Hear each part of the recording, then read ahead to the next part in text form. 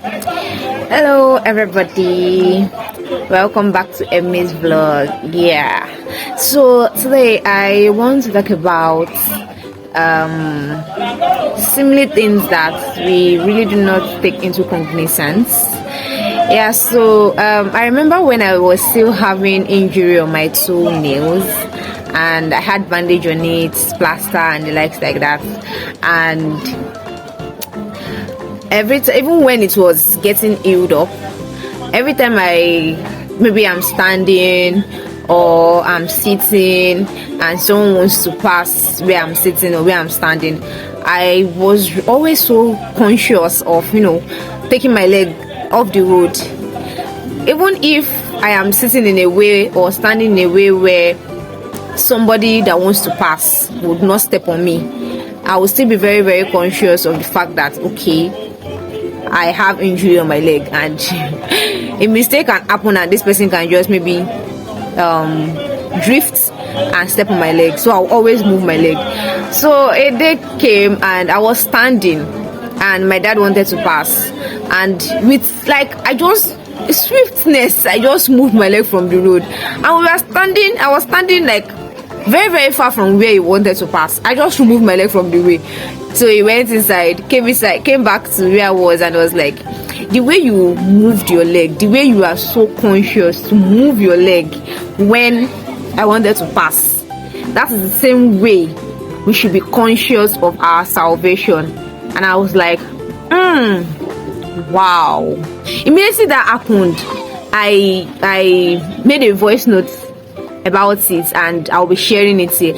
So I was like, so when he said that, it just came to my consciousness that as Christians, in our day-to-day lives, in everything we do in life, we have to be very, very conscious of our Christian life. We have to be very, very conscious of our salvation. When the Bible says we should guard our salvation jealously, we should guard our Christian life jealously, it entails everything. Like, the Bible is complete, and our day-to-day activities also embodies our Christian life. Because why would that happen and my daddy is drawing inspiration into spiritual life or spiritual things? And I was like, oh wow.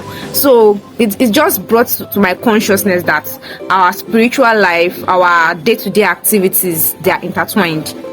So this is just me admonishing someone out there that as Christians, as a child of God that you profess to be, you should not profess it just by mouth. You should live your life, and your life should be one that people will be able to emulate. You should guard your Christian life jealously, that you do not want anything to happen to it.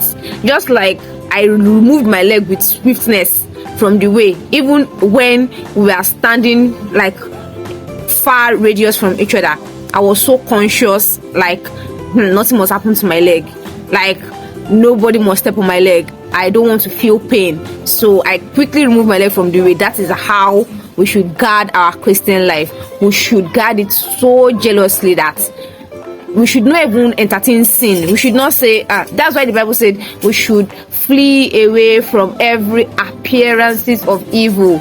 Not when the sin has come, we should not start running away. No, even when it appears to be, we should not even start thinking, is this thing a sin? Is this thing not a sin? No, before we start even putting all of that into consideration, we should flee, because the devil comes in subtle ways, and before you know it, one has fallen into sin. So this is just an admonition from me to you that you should guard your Christian life jealously. So you can listen to the voice notes now and pick one or two from it. I guess then when it happened, I had better words to put together. So yes, thank you very much for always staying tuned to Emmy's vlog. Until I come your way next time, remain blessed, keep living a consistent Christian life, keep serving God, and keep having insanity in view. Ciao. Rema, should I just give an example of sin and relating to the life. I have an injury on my toes, and the way I carry it, nobody, nothing must touch it so as not to inflict more pain on my leg. So this morning I was standing and my dad wanted to pass. Then I raised my leg to allow him pass. Even if there was enough space for him to pass, but I was very conscious with the fact that anything can happen. If he passed and maybe his leg move and touch my leg, what will happen? He will step on me and everything like that. So he went inside, came outside, I did the same thing.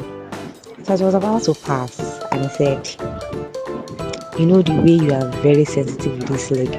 I was like, "Yes." That is the same way you should be sensitive against sin. I was like, Then he went to sit down and he said,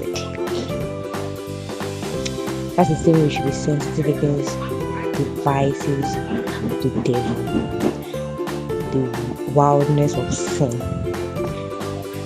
You are very sensitive with this toenail. You are very sensitive with this toe.